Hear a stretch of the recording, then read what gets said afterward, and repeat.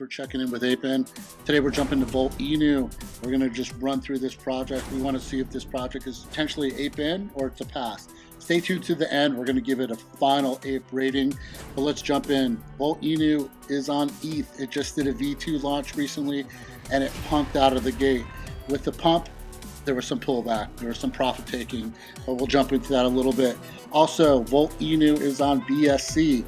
Again, they're on 2 chains. We will look at some price action.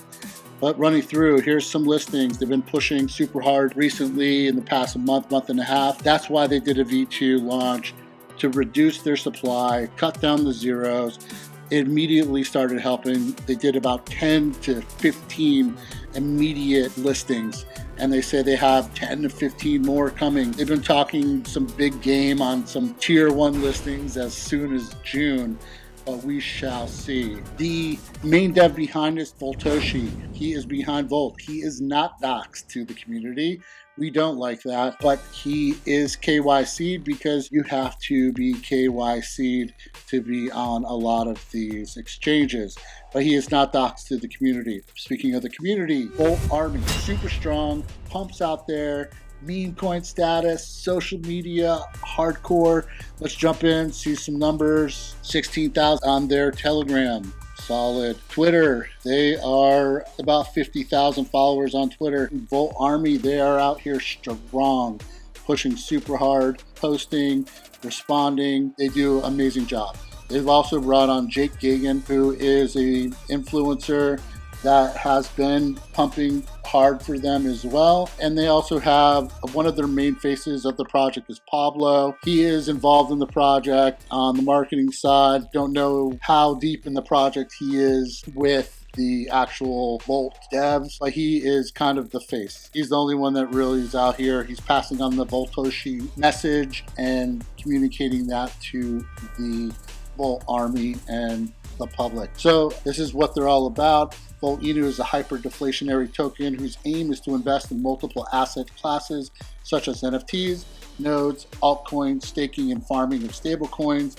This investment diversity allows to mitigate the risk while taking advantage of the possible non-correlated growth of the trending assets.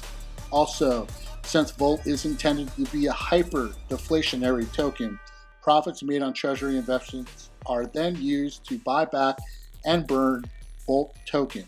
In addition to this deflationary mechanism, Volt has implemented an automatic 2% burn tax on ETH and another automatic 4% burn tax on BSC. The merger of these mechanisms guarantees a continuous rising price floor due to the decrease of circulating supply. So what we got from this is almost kind of like a faux DAO, right? They're investing in things. Any profits they're utilizing for burns and so forth, kind of run-of-the-mill, to be totally honest, of a hyper-deflationary token, you know? So cool that I know they have a dashboard. Okay, so this is their dashboard, which is cool. I like when projects have their dashboard, what's going on. Their total supply is 69 trillion. Tokens burned, 4.926%. Total circulating after burns is 65 trillion, 600. This is, they've done 8 buyback burns, averaging about 51,488 per burn, and total of 411,909. And you can kind of see all their transaction tags through here. Then you can see their price for ETH and BSC down at the bottom. Okay, cool. That's their dashboard. I like when projects have that. Jumping to their roadmap, stage 1 is done. You can go and read this on their website. Link will be down below in the description. NFT acquisitions, node acquisitions, so forth. Let's get to the stuff that they have still coming. Let's jump into stuff that they still have to do.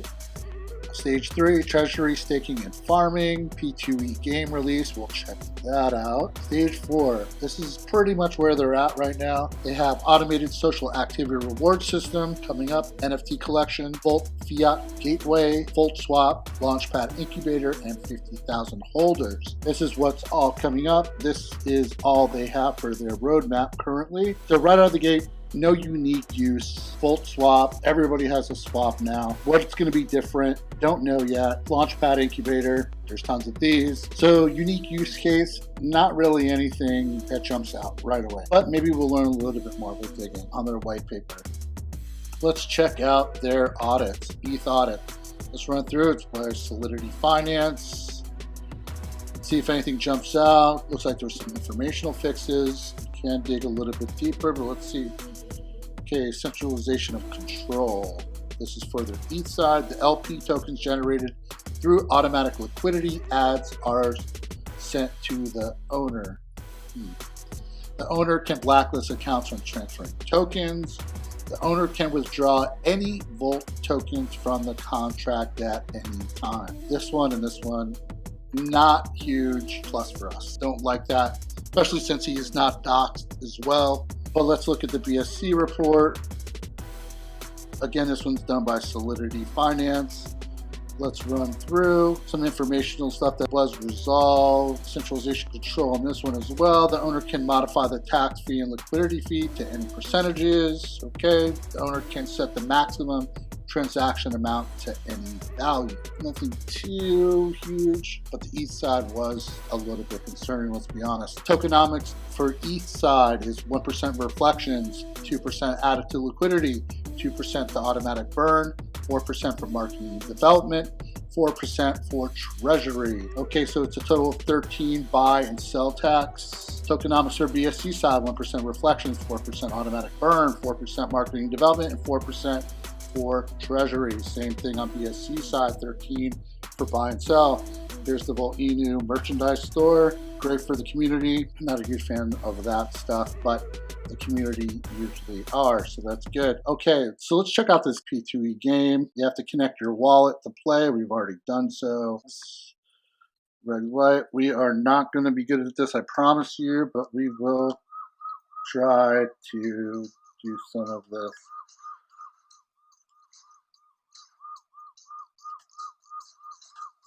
We are not good. We are not good at this game. Shite. All right. Well, that's the game. You know, let's be honest. Just the reskin basic game. If that's their full-blown P2E game, that's not an end game. Let's leave it at that. But it is something. So this is their ETH side. This is their V2 launch. See where they are at. Their market cap is 63 million, but they do have just about 10,000 holders. 609475. And you can see from launch, it pumped hard, pumped super hard. Then there was some profit taking, more profit taking. Then the market kind of collapsed, so you did see a drop off right around here. So it was already on downtrending, let's be honest. I mean, we don't know what this market, it's hard to judge right now. Let's jump and see what their BSC side is. They are at 609596. Their market cap is 64 million. They're just over 6,000 holders. Is kind of the same. It pumped, and then there's just a huge pullback. I think the utilities are going to really have to carry this one through. If there's not really strong utilities, do we really see a super strong push and growth? There's probably potential in here to make some money, but for long term, I'm not so sure. Here is the voltinu white paper. Right off the bat, it's pretty weak sauce, this white paper. Look, come on. If you're looking into a project, this white paper is weak. They need to build this out a bit more. Just an initial look and looking at it, it's pretty soft. But anyways, let's get into an introduction. This is the same verbiage from their webpage. No need to go into that. Utility and use cases. Utility is at the heart of our considerations, as it will drive the gathering of the community, foster the use and the ownership of our token, increase the attractiveness and exposure of our token, but above all, build a growing ecosystem for the voltarmy.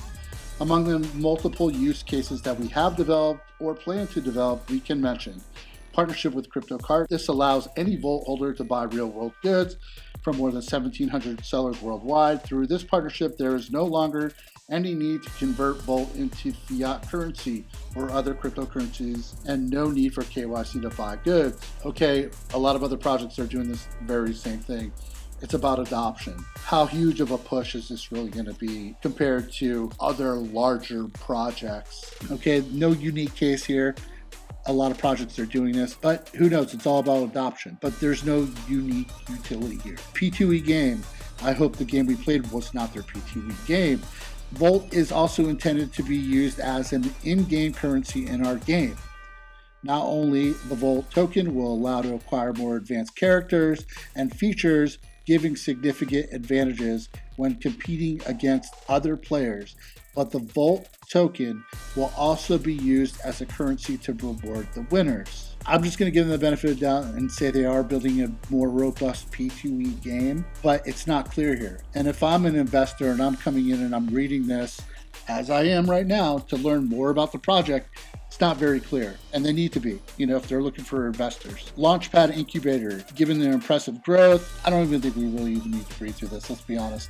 Incubator, you have to hold the coin, and if you hold the coin, you get first option, blah, blah. A lot of projects are doing this, not a unique use case. Gamified social activity. Given the involvement of our community members, it was a must to find a mechanism to reward them. This tool incentivizes the involvement of vault holders by implementing a ranking and reward system. Okay, this isn't a utility. This is a reward system, as you said, as a mechanism to reward your community to go out and promote. So that's not really a utility. Roadmap, we've already gone over this. Tokenomics, we've gone over this. And this is their social media. To be totally honest, if we're being honest, not impressed with the white paper. Not really impressed with the utilities.